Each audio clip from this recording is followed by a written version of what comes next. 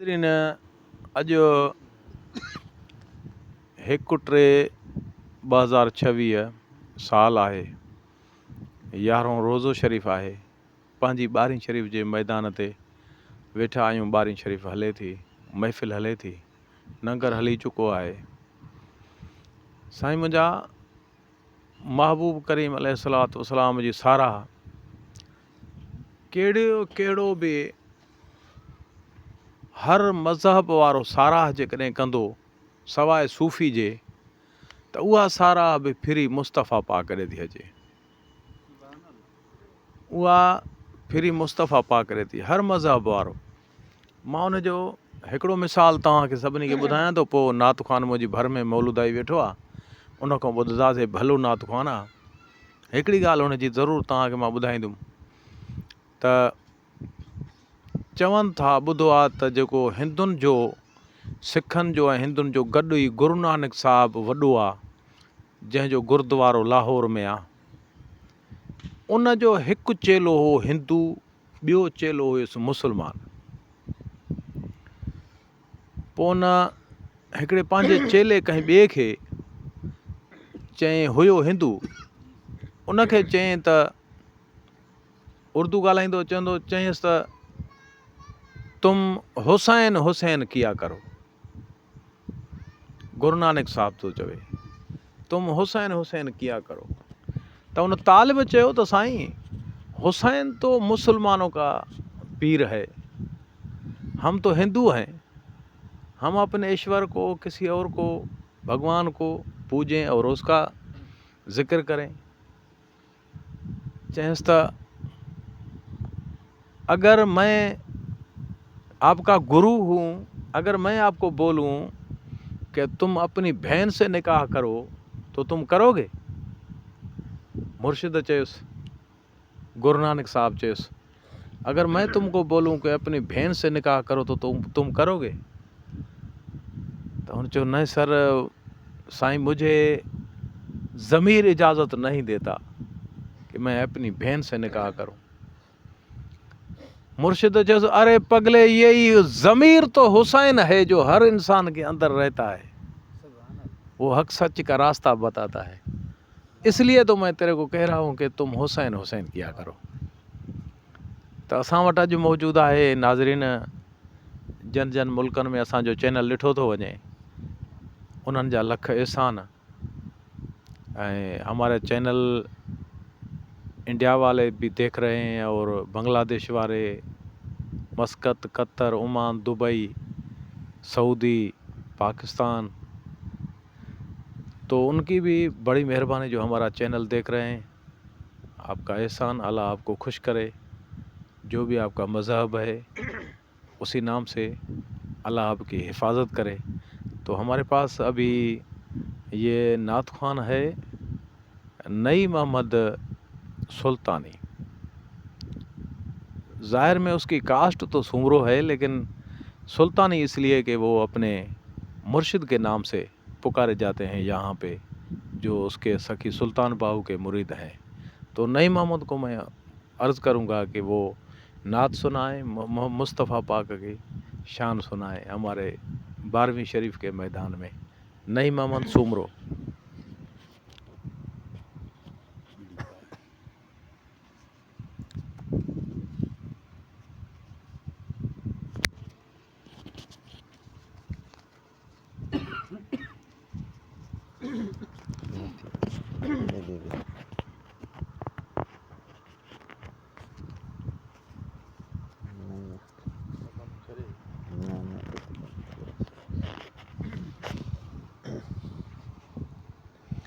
सल्लल्लाहु अलैका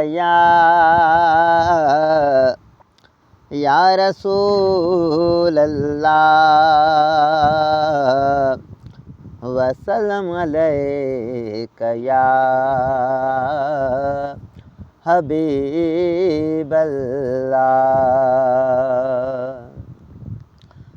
बे बिस्मिल्लाह इस्म अलादा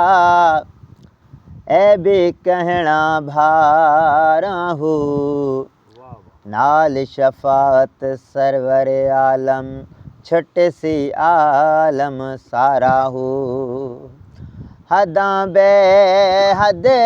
दरूद नबी ते जिस दाए पसारा हो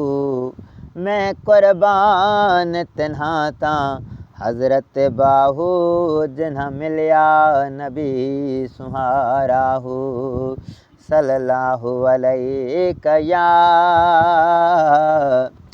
या रसूल अल्लाह वसल्लम अलैका या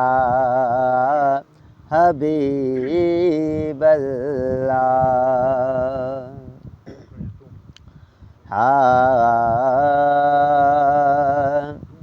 सोहणे नबी करीम जी कहिड़े सना करियूं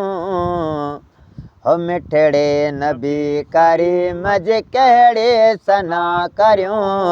मस्तान मलक हूर इन सदे वजन परियूं मस्तान मलक हूर इन सदे वजन परियूं सोहणे नबी करीम जी कहिड़े सना करियूं मिठड़े नबी करीम जी कहिड़े सना करियूं मस्तान मलक हूर इन सदे वजन परियूं मस्तान मलक हूर इन सदे वजन परियूं 1400 साल ऐं के वरह ॿिया बि विया लंघे कंहिं खां मदाह में मज पूरे न थी सघे 1400 साल ऐं के वरह ॿिया बि विया लंघे कंहिं खां मदाह में मज पूरे न थी सघे कंहिं खां मदाह में मज पूरे न थी सघे हुआ ज़ात बेमिसाल है आहिन ज़रियूं ज़रियूं हुआ ज़ात बेमिसाल है आहिन ज़रियूं ज़रियूं मस्तान मलक हूर इन सदे वजन परियूं मस्तान मलक हूर इन सदे वजन परियूं माखे अंदर में ठाणो रखियो रब तमाम वा तंहिंखां मिठो वधीक मुहम्मद जो नाम वा अंदर में ठाणो रखियो रब तमाम वा तंहिंखां मिठो वधीक मुहम्मद जो नाम वा तंहिंखां मिठो वधीक मुहम्मद जो नाम वा जन जन चखे ॾिठो वासे आहिनि दिलियूं चरियूं जन जन चखे ॾिठो वासे आहिनि दिलियूं चरियूं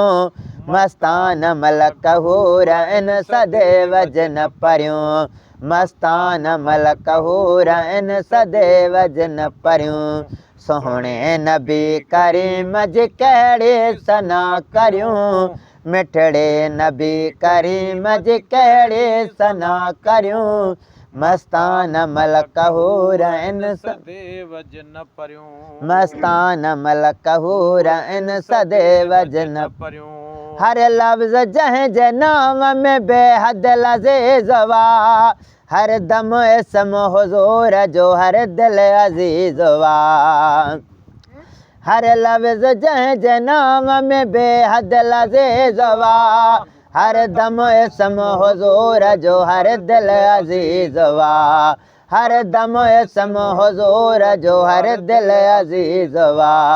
जन जन चखे ॾिठो वासे आहिनि दिलियूं चरियूं जन जन चखे ॾिठो वासे आहिनि दिलियूं चरियूं मस्तान मलक हूर इन सदे वजन परियूं मस्तान मलक हूर इन सदे वजन परियूं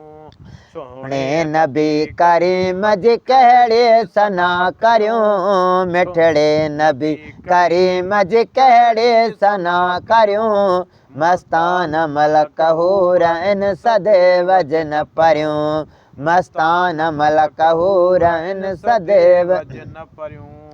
रब जो हबीब आसो मुंहिंजो हबीब आ ग़ुलाम नबी ग़रीब सही खुश नसीब वा